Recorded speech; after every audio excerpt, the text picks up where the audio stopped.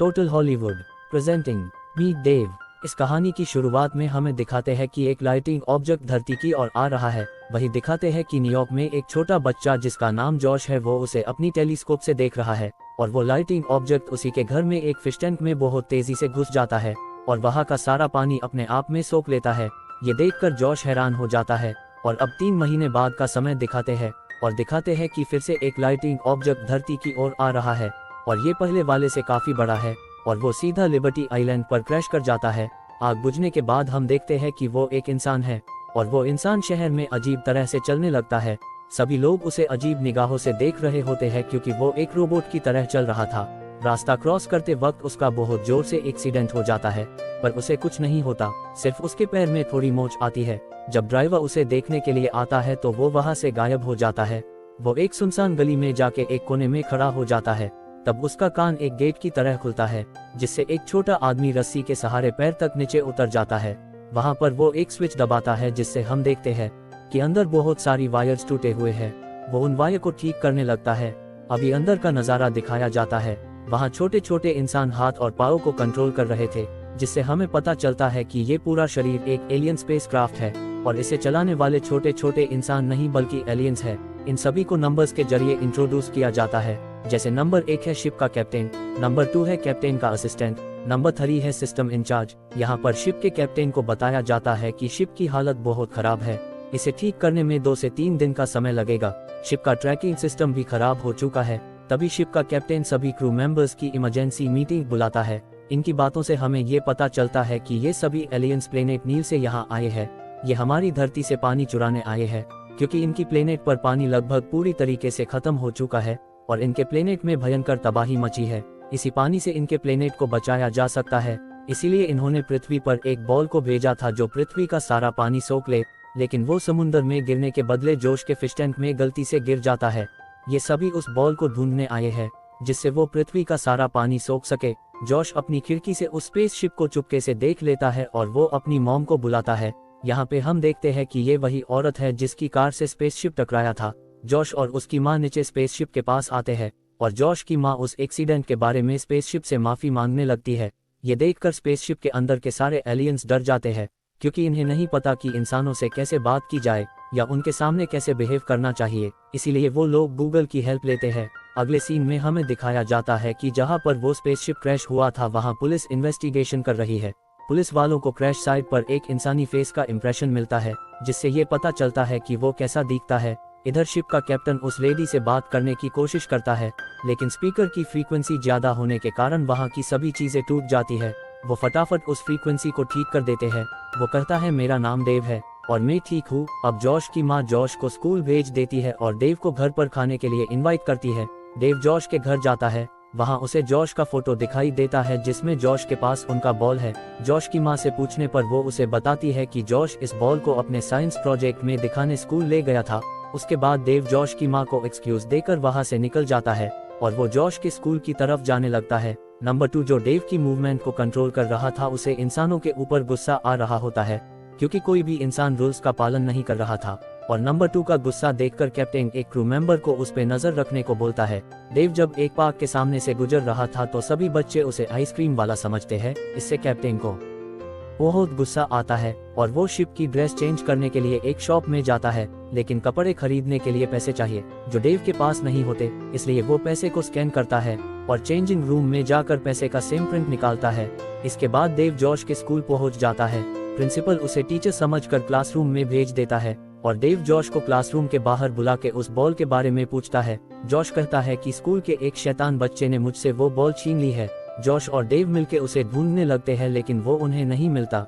इसके बाद वो जॉश के घर पर आकर वीडियो गेम खेलने लगते हैं और अब इन दोनों में बहुत अच्छी दोस्ती हो जाती है। तभी जॉश की माँ घर पर आती है और देव को डिनर करने के लिए इनवाइट करती है। इससे शिप का कैप्टन खुश हो जाता है, उसे इंसानों के साथ काफी अच्छा लग रहा होता है। तभी नंबर 4 कहता है हमें अपने मिशन पर ध्यान देना चाहिए क्योंकि हमारी शिप बहुत ही जल्दी डिस्चार्ज हो जाएगी। देव उसकी बातों को इग्नोर करता है और डिनर के लिए रुक जाता है। डिनर के बाद जॉश की माँ देव को अपना घर दिखाती है। यहाँ पर देव को दीवार पर एक पेंटिंग दिखती है और वो उसकी तारीफ भी करता है। तभी जॉश की माँ कहती है ये पेंटिंग लव को दर्शाती है। देव उसे कहता है हम लव के बारे में कैसे जान पाएंगे। जॉश की माँ कहती है जब तुम्हें लव होगा तो तुम खुद अपने आप ही जान जाओगे। ये सुन के जॉश हैरान हो जाता है, क्योंकि उन्हें इंसान की फीलिंग के बारे में कुछ भी नहीं पता होता। इसके बाद वो वहाँ से चला जाता है। अब देव का कोई घर नहीं है, इसलिए वो फैसला करता है कि वो फुटपाथ पे ही रात बिताएगा। जब वो बैठा ही था तो ठंड से बचने के लिए एक आदमी उसे कंबल दे देता है, जिससे शिप का कैप्टन इम्प्रेस हो जाता है। वो सोचता है कि इंसान कितने अच्छे हैं, और इसके बाद वो सो जाता है। शिप के अंदर एक क्रू मेंबर कैप्टन को कहता है कि शिप के अंदर कोई एबनॉर्मल एक्टिविटी हो रही है, जिसके बाद कैप्टन कंट्रोल रूम में जाकर देखते हैं कि नंबर 3 अभी भी काम कर रही है। तब नंबर 3 कैप्टन से कहती है कि मुझे अभी अभी एक ऐसी फाइल मिली है जिससे हम लव और इमोशन के बारे में जान सकते हैं। एक्चुअली नंबर 3 जिस फाइल की बात कर रही होती है वो दरअसल एक फिल्म होती है। अब कैप्टन और नंबर 3 उस फिल्म को देखने लगते हैं, और फिल्म के आखिरी में वो दोनों रो रहे होते हैं। उसके बाद वो दोनों अपने अपने रूम में चले जाते हैं। अगली सुबह देव का चार्ज घटकर 20% रह जाता है। देव फिर से जॉश से मिलता है और वो रोलर कोस्टर राइड पे जाते हैं। राइड करते वक्त शिप के अंदर सभी की हालत खराब हो जाती है। इसके बाद हॉट डॉग कंपटीशन जीतकर उसका इनाम वो जॉश की मां को दे देता है। इसके बाद देव देखता है कि कुछ बदमाश बच्चे जॉश को परेशान कर रहे होते हैं। वो उनको सबक सिखाने के लिए उसे उल्टा लटका देता है। तभी उसके जेब से वही बॉल निकलता है जिसे देव ढूंढ रहा था। उसे देखकर सभी बहुत खुश हो जाते हैं। इसके बाद देव जॉश और उसकी मां को डिनर के लिए इनवाइट करता है, क्योंकि जॉश के मां का बर्थडे था उसे सेलिब्रेट करने के लिए। अंदर नंबर 2 को इससे गुस्सा आता है। वो कहता है हमें बॉल मिल गया है तो अभी हमें हमारा मिशन कंप्लीट करना चाहिए। तो कैप्टन कहता है जॉश और उसकी मां ने हमारी बहुत हेल्प की है, इसीलिए हमें भी उनके लिए कुछ करना चाहिए। यहाँ पे इंसानों के साथ रहते रहते अंदर एलियंस में भी बहुत चेंजेस आ जाते हैं। किसी ने अपने रूम को डांस क्लब बनाया होता है तो किसी में एटीट्यूड आ गया है। नंबर 3 भी मेकअप करके तैयार होकर नंबर 1 के साथ डांस करने जाती है, लेकिन नंबर 1 उसे मना कर देता है, क्योंकि वो शिप को कंट्रोल कर रहा था, यानी कि जॉश के मां के साथ डांस कर रहा था। इसलिए नंबर 3 दुखी होकर वहां से चली जाती है, और तभी वहां पुलिस आकर देव को पूछताछ करने के लिए पकड़ कर ले जाती है। इसीलिए नंबर 2 परेशान हो जाता है और शिप की आर्मी को अपने साथ मिलाकर शिप का नया कप्तान बन जाता है। नंबर 3 भी नंबर 2 का साथ देती है और नंबर 1 को बंदी बना लिया जाता है। इसके बाद नंबर 2 सभी से कहता है अब से हम एलियंस की तरह ही बिहेव करेंगे, कोई भी इंसानों जैसा बिहेव नहीं करेगा। इधर इन्वेस्टिगेशन रूम में देव का स्पीकर ऑन था, इसीलिए ऑफिसर्स इनकी सारी बातें सुन लेते हैं। उन्हें ऐसा लगता है कि ये कोई एलियन सोल्जर है, इसीलिए डर के मारे वो वहां से चले जाते हैं। तभी देव अपनी एडवांस गन से सेल की दीवार को उड़ा देता है और वहां से बाहर जाने लगता है। पुलिस उसे रोकने के लिए उस पर फायरिंग भी करती है, लेकिन उसे कुछ नहीं होता। और तभी शिप का एक क्रू मेंबर नए कैप्टन के गुस्से से बचने के लिए शिप से कूद जाता है।